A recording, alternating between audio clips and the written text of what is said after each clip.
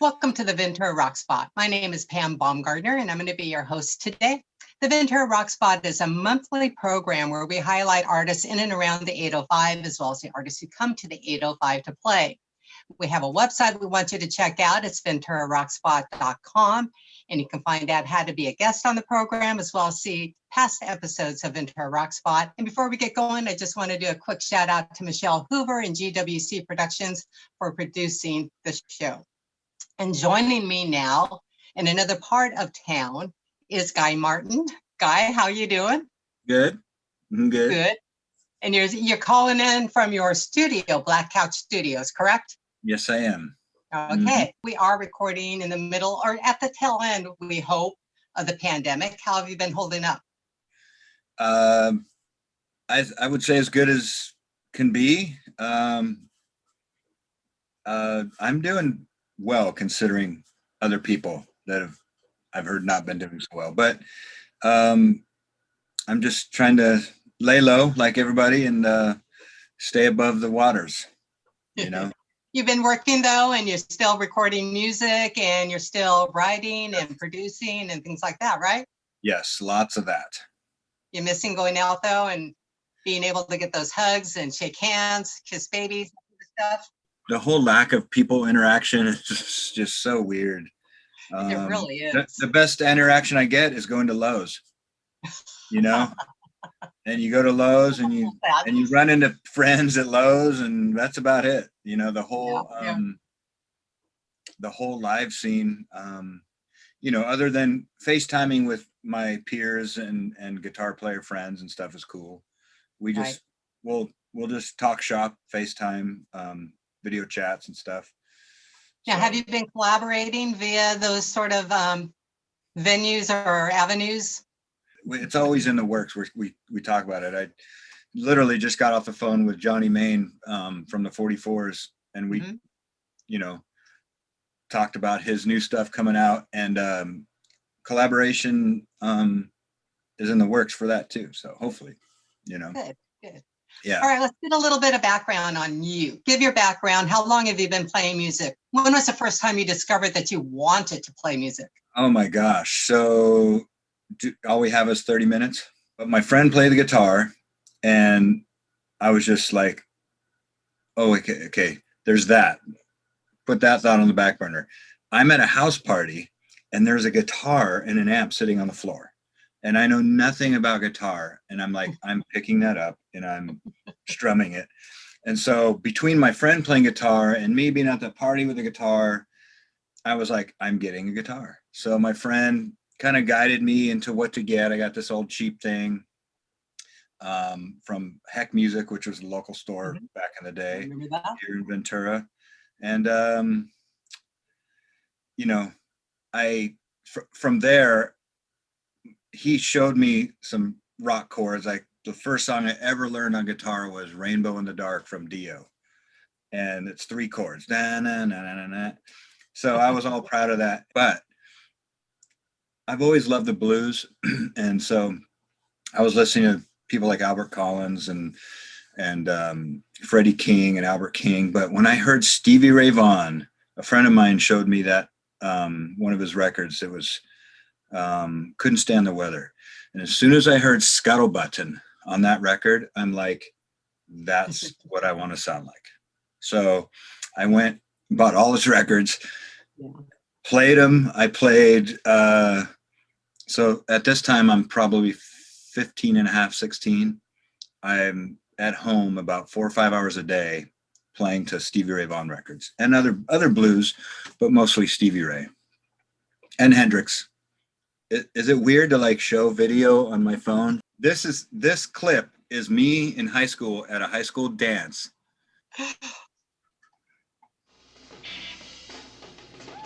Oh my goodness. See that? Oh my goodness. So right there, I'm about 16, 17 right there. Jeez. Yeah. So, and that guitar I'm holding is still my main guitar today. So my goodness. Yeah. So anyway, that's kind of related to my start. So being on stage for the first time was in that setting. And where was this high school? Ventura High. Cougars, go Cougars. Cougars. I was not into the school spirit thing. I wanted to be out of school so bad. All right, so let's get into the music. Let's play one of your videos that you produced recently, and you produced this actually recently at Black Couch Studios, correct? Yeah. Let's roll this one, and you can tell us a little bit about it when we come out of it, okay? Okay.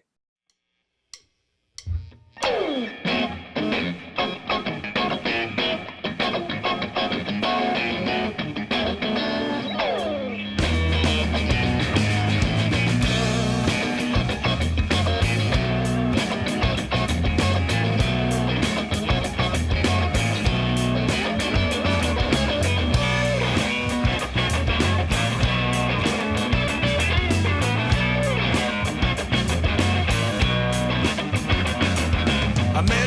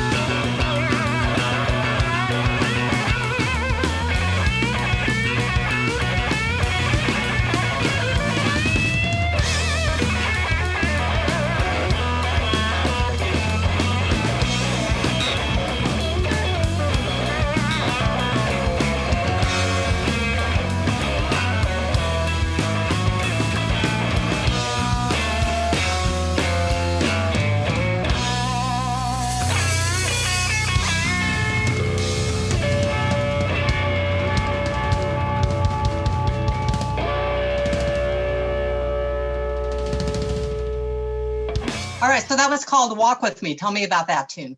So Walk With Me, and this is all going to tie into that video I showed you, because Walk With Me was a song that back in the day, I had a band called The Threads in high school.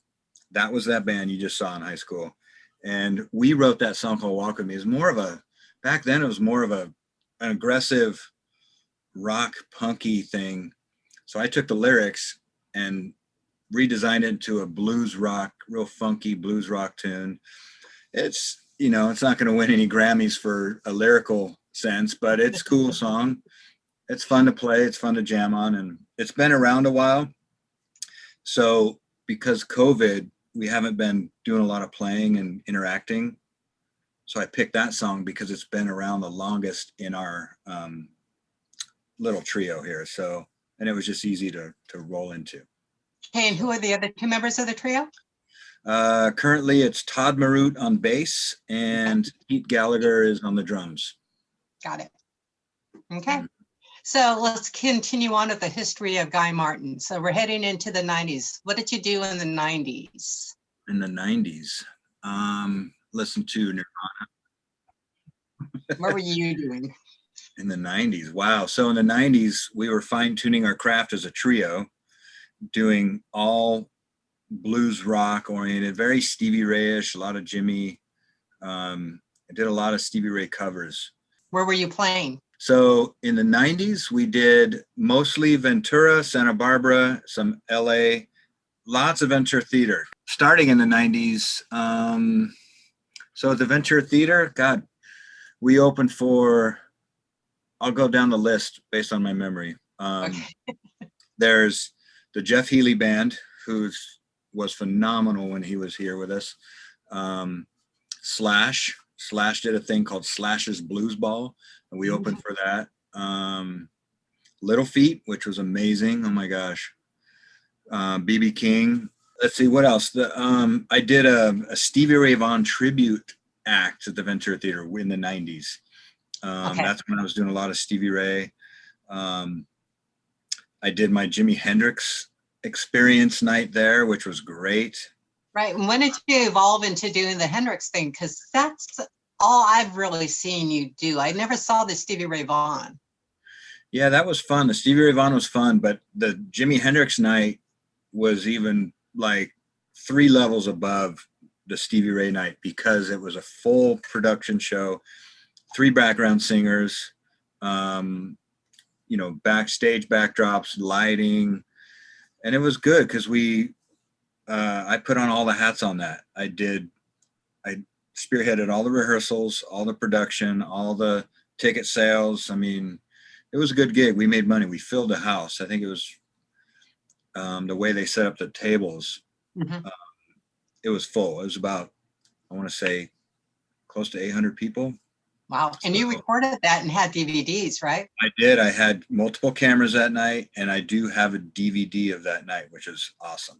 I have to tell you, my father passed away a couple of years ago now, and when he passed, I have your DVD now because he had it in his collection. Nice. Oh, that's so cool. Hendrix, and have you ever collaborated outside of the trio? Like, or is it mostly that's who you work with? And do you write when you do your songwriting process? Are they included, or do you bring it to the table? How does that work? Well, there's 2 questions there. So as far as collaboration, I'm all about collaboration. I think it's the best thing in the world. I mean, I love jamming with other people. So when I had Thursday night, ladies night jams at the Watermark for forever, me and Lee Cook had that for 4 years. That was so cool because we got to invite people we wanted to play with. It wasn't just an open free-for-all. We got to literally handpick the people that would come and play. So it was a giant night of collaboration every Thursday night. It was so fun. And is that how you knew Lee? Was from doing that? I met Lee before that? I met Lee when he worked at he for a short time he worked at Spencer McKenzie's taco place. I think was it Spencer's back then? I can't remember. But anyway, met him through my uncle at the time. And we just hit it off immediately and just started collaborating. In fact, Lee and I did a collaboration at the Ventura Theater when we opened for Greg Allman at the Ventura Theater. That was yeah, because I remember seeing you guys hanging out, and it was like you were like the best of buds, and I'm like, I never would have guessed that. Yeah, he's a cool cat, and he's talented, and so we the last thing we did together was that thing with Greg Allman. We did an acoustic duo and played some originals and a couple covers. It was really cool. Well, we're going to play another video from you. I'm sorry to cut you off there. Did you have something to add there? I thought there was another part of your question that I didn't answer. So we talked about collaborations and then your songwriting process. Oh, the songwriting process. The songwriting process for me has evolved. Back in the day, we used to do it as a band. Nowadays, today, it's like I'm in my studio and I write in here, and then I bring it to the table and we rehearse it and see how it sounds. And I always write music first. I'm not like a lyricist where I'm like, oh my God, these are crazy good lyrics. Let's write music to it. It's the opposite. Okay. Look at this music. It's crazy good. Let's write lyrics to it. And do you hear it in your head before you put it down, or do you just start playing around? All I need is a drum beat, and I can take that drum beat and then I will hear music in my head. It's just weird that way. Or if I pick up a guitar and I get a kind of a rhythmic thing going, I immediately just go on a path of creating a song from that rhythmic pattern, or even a melody. And it's all different. It changes from time to time. Well, as an artist, it's like it comes from somewhere. Where it comes from, you don't know. But when it comes, it's magic, isn't it? Yeah. I feel like I have a creative brain. I'm just always creating something, whether it's music here in the studio, woodworking that I do, or whatever. I don't know. I think I got it from my grandfather. He was a musician. He played accordion. Accordion, and he was a serious jazz loving accordion guy. So I never got to see him play live, but that's what he did. You're gonna have to explain that to me someday. All right, let's play the next video.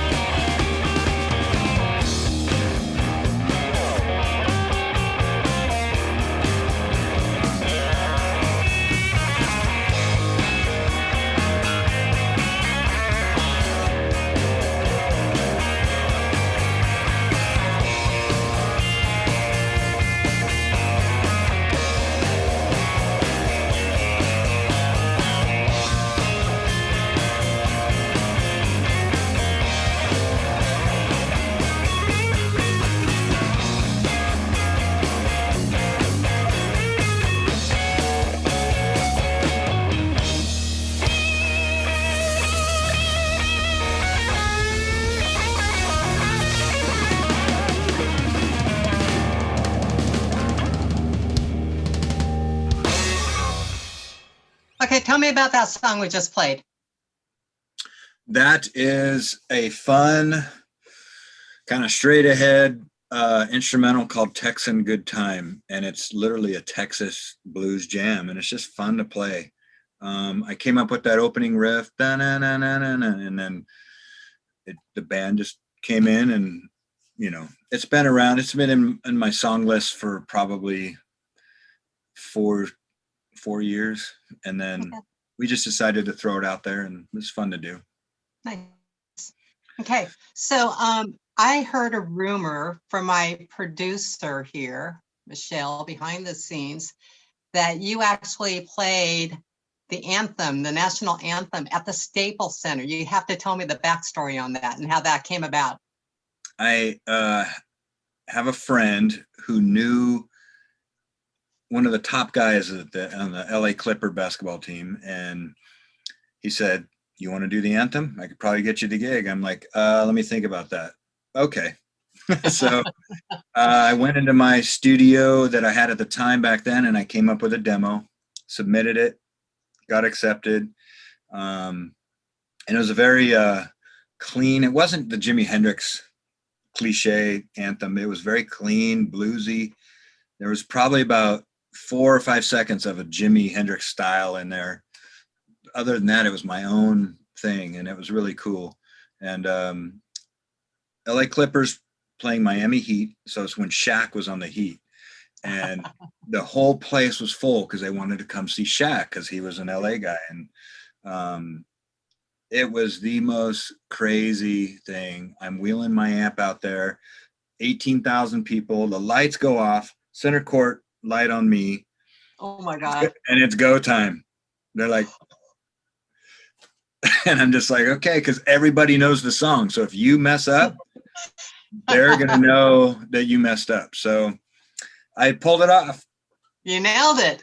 After the first 7 seconds, I was in my zone. And, I threw a bunch of fast, flashy licks in, the normal part where a singer might get really high and the crowd claps. And that's what I did on the guitar, and the crowd, I got some hoots and hollers, and it was fun. It was really cool to be on the court with Shaq, because I have photos of the whole, that whole thing taken from the stands. It's on my Facebook. Did you get to meet the man?